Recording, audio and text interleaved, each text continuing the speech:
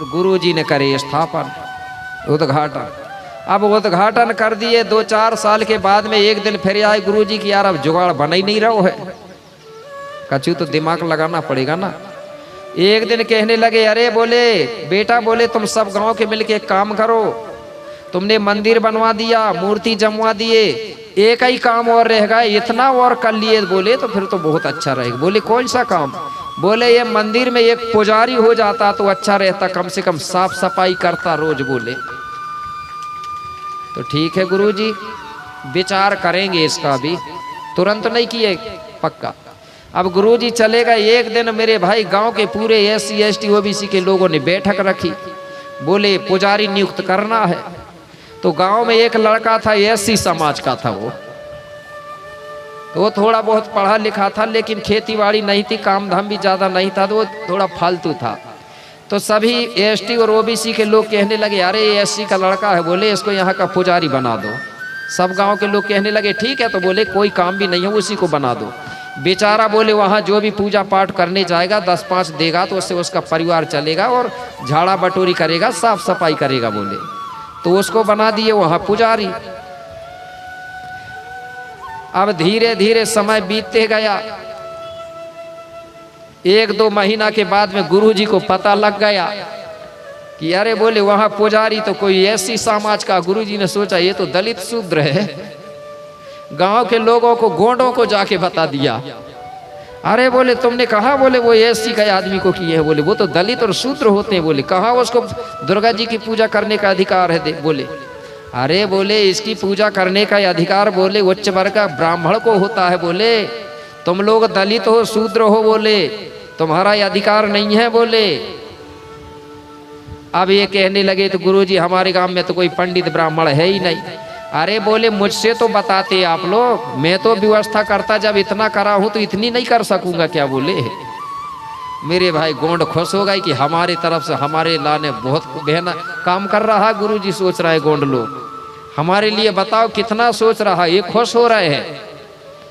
मेरे भाई उसको अलग कर दिए, और वो गुरुजी का लड़का था उसको ला लिए। वो भी 10वीं पास था कि नहीं था ये भी पता नहीं है मुझे, ठीक है ना, लेकिन बोले पढ़ा लिखा, उसको कर दिए।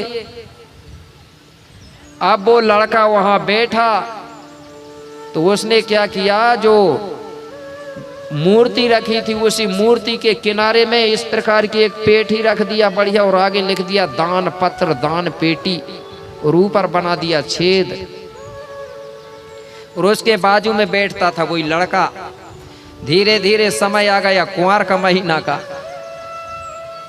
अब मैं देख रहा हूं, छोटा था मैं, बहुत खोज करता था बहुत सी चीजों का,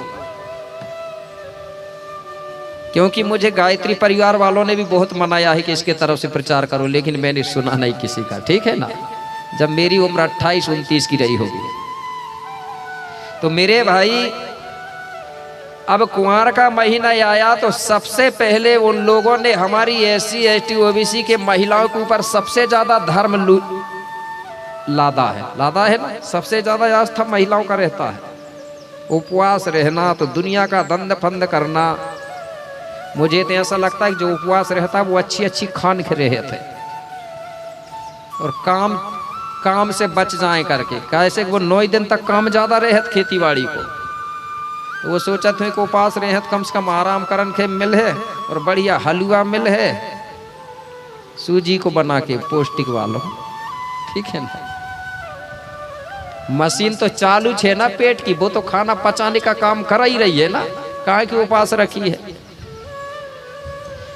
तो मेरे भाई जैसे ही कुंवार को महीना आई, महिलाएं पूरी SC ST OBC की पूरी गांव की हर घर से उपवास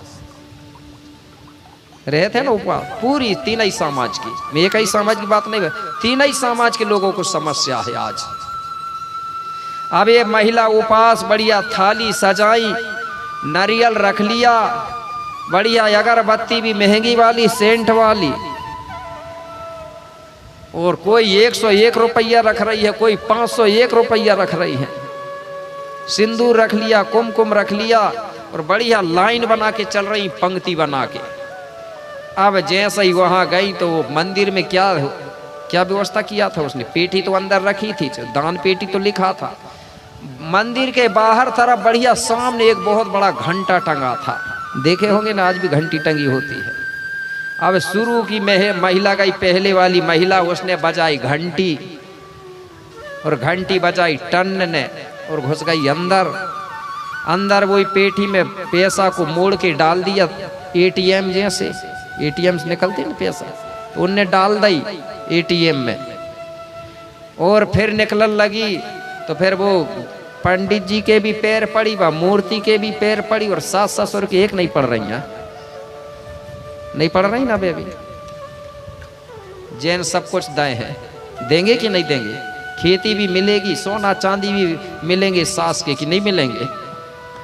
अब उधर उसके भी पैर पड़ी, उसके भी पैर पड़ी, और फिर निकलने लगी तो घंटा टंगो, तो टन ने घंटा बजा दिया, वो निकल गई। उसके बाद दूसरे नंबर की महिला गई, उसने भी घंटा बजाई, अंदर गई, पैसा डाली, गुरुजी के मूर्ति के पैर पड़ी, फिर निकलने लगी, खाली होके फिर घंटा बजाई, निकल गई।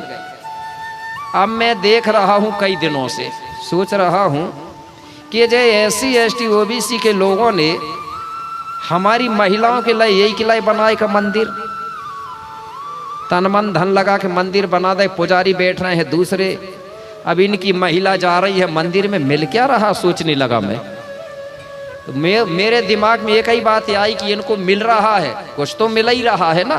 तो क्या मिल रहा है? जाते में भी घंटा और आते में भी घंटा, खाली हाथ तो आ रही है ना पैसा लेके जाके, अंदर गई तो पैसा भी खाली, सब कुछ खाली, थाली हो गई खाली। अब जाने में एक ही चीज मिली, सोचो मैंने, जाते में भी घंटा और लौटते में भी घंटा, और मिल नहीं रहा। बोलते थे ना सियाने, बोलते थे कि नहीं? तो यही चल रहा है कि नहीं? तो कब जागोगे मेरे भाई? और कौन से स्कूल में पढ़ोगे तब जागोगे मेरे भाई? यहाँ पर उन लोगों का धर्म नहीं धंधा है, और भारत का हर पढ़ा लिखा इंसान अंधा है। जब तक जागोगे नहीं तो इसी प्रकार लुटते रहोगे, गुलामी करते रहोगे। इसलिए हमारे आदिवासी SC ST OBC के गांव के देवताओं को परिवर्तन किया जा रहा। परिवर्तन करने के बाद उनके देवता जब स्थान जमा लेंगे, उनके देवताओं के बाद वो खुद अड्डा जमाएंगे आपके गांव में और मंदिर बनाएंगे, और हमारे SC ST OBC के लोगों को सिर्फ दान दक्षिणा कराएंगे, और हम लोगों को दलित और शूद्र और नीच कहते रहेंगे। कहेंगे कि नहीं कहेंगे? इसलिए बच के रहना। ये चल रहा हिंदू राष्ट्र का मतलब वही है। जिस समय हिंदू राष्ट्र होगा उस दिन आई तुम लोग दब जाओगे नीचे। हिंदू राष्ट्र का मतलब होता है दलित शूद्रों से मुक्त भारत, लेकिन बताया जा नहीं रहा है आपको, अभी साथ में भी जोड़ा जा रहा है। नहीं, ऐसा नहीं होगा। जब क्लियर हो जाएगा तब पता चलेगा हिंदू राष्ट्र क्या है। मेरे भाई, इसको भारत देश है तो भारत ही रहने दो, बदलने की कोशिश मत करो। बदलोगे? भारत अच्छा है कि हिंदू? भारत देश ऐसा है जिसमें हर धर्मों का सम्मान होता है, धर्मनिरपेक्ष राज्य है, लेकिन हिंदू राष्ट्र ऐसा नहीं है। हिंदू राष्ट्र का मतलब है ब्राह्मणी राज्य, याद रखना। विरोध नहीं कर रहा हूं मैं, सत्यता की बात बता रहा हूं। ये देश तुम्हारा है।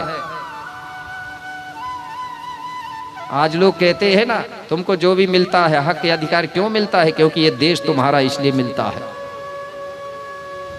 समझ गए ना? अब बदलोगे क्या? अब हमारे गौंड लोग चंदा लेके कोई दुर्गा जी रख रहा है, कोई गणेश जी रख रहा है। मेरे भाई, हमारी संस्कृति में ये नहीं है। आपको शौक है मनोरंजन करने का तो वो दुर्गा जी रखते, तुम जमारे रख लो, ठीक है ना? अगर शौक है ही पैसा खर्च करने का तो जब वो लोग गणेश जी रखते हैं तो गणेश जी के समय में जो ढोल 11 आता है कि नहीं, कैलेंडर में लिखा रहता है ढोल 11। ढोल 11 में आप मुठुआ की पूजा कर लो। हम मुठुआ की पूजा करते थे, और कार्यक्रम कर लो, मनोरंजन करना ही है तो, नहीं तो कोई जरूरी भी नहीं है। लेकिन ये दो चीज रखने से तुम हिंदू हो जाओगे, ब्राह्मणी धर्म के लोग कहलाओगे।